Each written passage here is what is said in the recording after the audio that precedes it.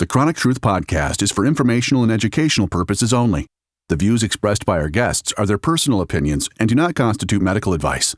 While we share experiences and strategies related to health, neither the host nor the guest are acting as licensed medical professionals unless explicitly stated. Always consult your physician or qualified healthcare provider before making any changes to your treatment plan. Listeners assume all risks associated with implementing any information discussed on this show.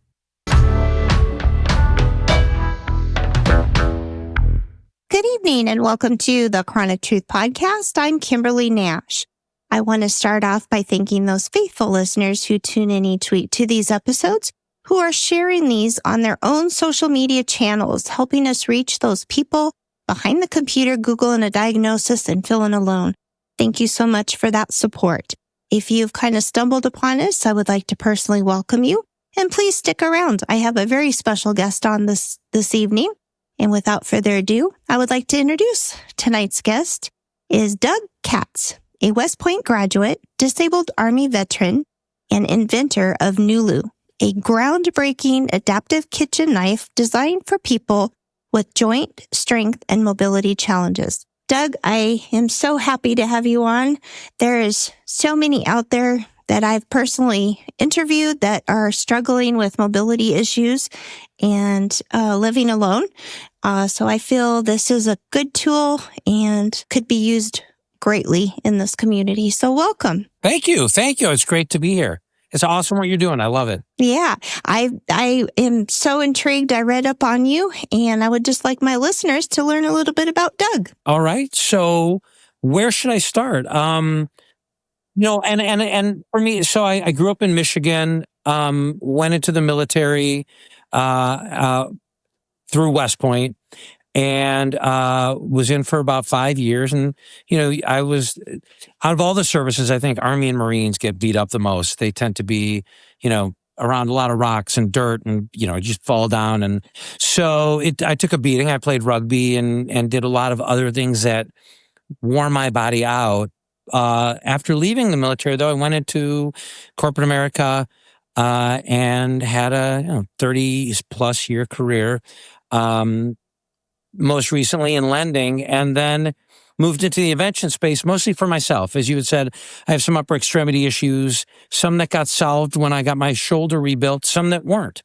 I still have some arthritis, pretty bad, carpal tunnel, elbow issues, and with what is tennis elbow. Sure, people out there playing pickleball these days, tennis elbow probably running rampant. Yep. But it's sort of, this universality of people are all like, they're going to end up like me, right? You're going to end up with some form of disability. And mine, again, were chiefly in the upper body. And my wife had gotten me a knife making class. So I had learned knife smithing.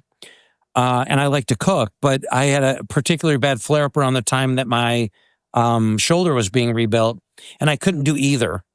So, like most guys who make things, I guess, I had all sorts of stuff in my shop, and one was a circular saw blade.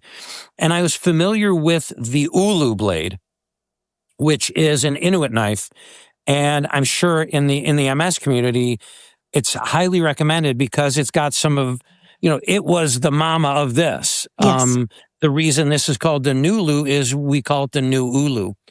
And I had been playing around with some of those designs, but I had a circular saw blade, and I wanted to see how much I could take that geometry further in a way where you could maximize the utility by understanding what instinctively worked well on the Ulu.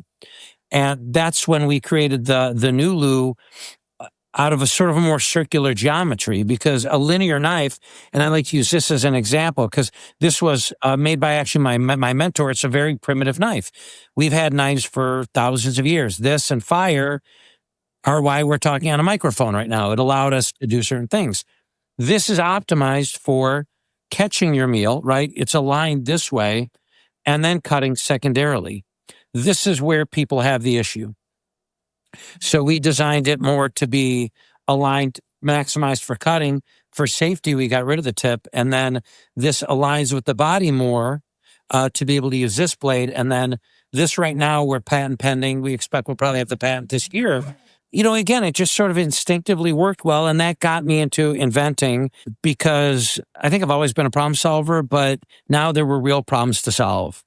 And I don't think it was until we launched it really in June after we had fulfilled the Kickstarter, and we unveiled it at an Abilities Expo. And it was pretty amazing seeing people use it. So I think this is a great tool.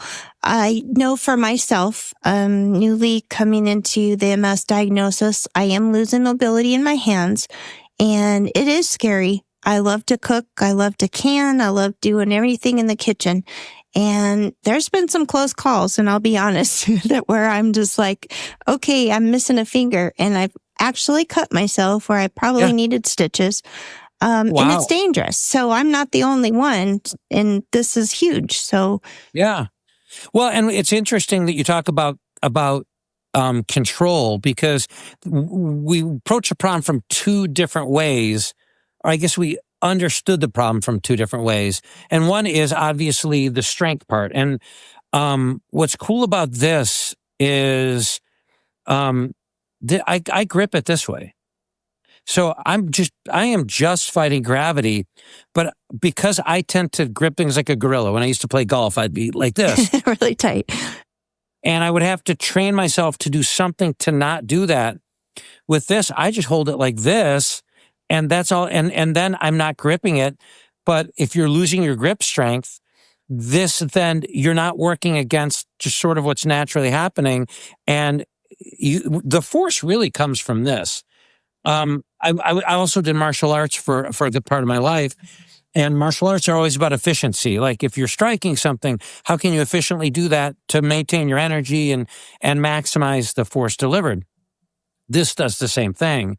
So, with the control though, the other side of it, if you look, you can see that my hand and the blade you can't even see the blade. So the vision impaired community is loving this knife.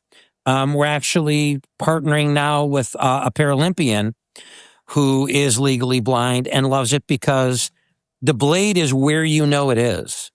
Now, I still recommend a cutting glove, but where a lot of cutting goes wrong is, and this is not a kitchen knife, this is just one that I made, is when you're cutting, you have a little bit of movement. Like even if the tip stays, it's a kind of a moment arm. And if you're, frankly, if I'm not paying attention, I could cut myself, right? Yep. TV's on, I'm cutting something with the older knife, or a traditional knife.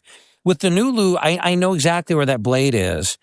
But I still use a cutting glove because I just think it saves a lot of Band-Aids. But so yeah, it's interesting talking to people who are sort of newly dealing with symptomatic manifestations and all of a sudden going, oh, I now understand certain things, because that's where we're trying to get to with our whole messaging, is because everybody's 1 second away from a diagnosis, an accident, or something radically changing their life. So they should get on board with universal design sooner than later, because they may need it sooner than they thought. And I know for myself, losing dexterity, and I went to a occupational therapist recently, and I have a hard time holding a pen, and my hand locks, and so I'm struggling in that sense. I can type on a keyboard, not a problem, but the fine motor skills I'm having a trouble with. And what they did is gave me a cylindrical rubber thing to put over my pencil to open up that berth. Right. So I'm not so that it crunching. Doesn't lock. Yes. So I noticed on your knife that you have kind of a cylindrical, the handle is more adaptable for. Yeah, yes. It is. We went through a couple of different handle designs, and when we were fortunate enough that we prototyped it, and this is where it's such a crazy world these days, where we prototyped it with 3D printing, right? So the ability to sort of run a couple of iterations was amazing. and we got some great feedback. So the next thing is, so this is real estate that we're keeping for a couple of different things, but one is going to be to secure it to your hand, because arguably this knife is usable even if you have no grip, if there's a way to connect it to where, because this is where the strength is, right? So Right on your anytime, palm. you know, if you're doing anything from cutting to shooting a gun, it's always in this part of your hand. So where we're trying to get to is, how can you secure that to where then it's an extension of your body? And that's the thing that really, you know, people love this kind of knife. And it's an extension of your body this way. Right. It's not an extension of your body if you're cutting. So that's where we're trying to get to, is how can you make it to where the grip is merely the connection point that could be adapted in several different ways, but it aligns the blade with your muscular skeletal structure in a way that you can transfer force the right way. And the other thing that we've noticed is, when you're talking about losing strength because losing grip, there's a tendency to grip knives like this, right? People try and cut. Yep. A chef actually will hold a knife like this, right? Because they're creating some of the dynamics that the Nulu has. This is not going to happen for a lot of people with disabilities. So when you take the grip out of it, you also now bring your core into it. So what we found was, when you're holding it like this, your kinetic chain stays connected. And that's if you think of someone swinging a golf club or a baseball bat, you want your core to do the work, and your arms, your appendages are at the service of your core. What we found with this is, because people aren't gripping it, it connects to the core. And even people who are seated cutters in like a wheelchair, what we found with them was that they like to cut with the rear blade of the knife First. because it's a rowing motion. So the same way that rowing a boat gives you more strength, than you're not putting strength out in the core. So we're finding a lot just about the dynamics, even beyond the upper extremities, that especially someone with, let's say, MS, where it's bilateral and it's your entire body. So anything that sort of keeps strength where it is. And this is where, again, where I go crazy with the universal design or the ability disability thing, because anybody who's lifting weights or doing a sport knows about the kinetic chain and should want to use their core the same way someone who has to use their core would. So, we're hoping that our messaging gets to where people are thinking about all products in that universal design space. The thing that you talked about that went on a writing implement, simple solutions that are really hard to find. You've got this problem and there's a solution out there, but because we don't talk about universal design in the mainstream, it is a scavenger hunt. And one of the things I'm hoping is that some of the lessons I learn, I can help, especially disabled entrepreneurs who come up with an idea that they can commercialize. I think that would be awesome. And I've learned things like, one of the things we learned that's really cool that could be a mechanism for someone to bring a similar product to market is, every state has an adaptive program. So by law, they have to have a lending library and or a demo mechanism where someone could come in if they wanted to see this and try it, or check it out and try it. Interesting. I didn't know that. And neither did we, because we were like, okay, how do you get awareness out of a product? Well, who is already doing that? But what's crazy is nobody knows about this. Yep. But if there was a place where people who need these could go to find an answer to a problem that's disabled related, well, all of a sudden now there's an incentive to create those products, because you've got a ready-made market coming to buy those products. And oh, by the way, the other thing we're learning is we were lured by the siren song of mass market, right? Hunters, a lot of hunters were like, oh, I love this. This would be great for skinning a deer. So we're like, well, why limit ourselves to the disabled space? But what we discovered was the interesting thing about the disabled space is that there's financial resources that take the price decision somewhat out of their decision cycle, because states, and there are different programs, there's different accounts or whatever. But if you figure out, oh, well, wait a minute, now I also don't have to worry about convincing someone to buy it. They already know they want to buy it. They're not making the decision necessarily of affordability the same way, because we have to premium price this because of the cost to produce it. But if more entrepreneurs looked and said, oh, well, wait a minute, there's a good product, there's a good way to bring it to market, and there's actually a mechanism to be paid for the product where the buyer is sort of out of the picture in terms of how it's get paid for, there would be more, I think, people deciding to do it and more investors, because it almost touches on, a lot of my friends from the academy became entrepreneurs and sort of the DARPA way, right? So military to civilian. I think there's a similar argument to be made for disabled mass market. And universal design, when you fool people into knowing that they're using it, they're like, oh, okay, this is a better product. They don't think of that it might have had its root in something that was disabled, right? And that actually our whole model is around disability not being an identity. There's a path everybody walks through their life. We call it the ability curve.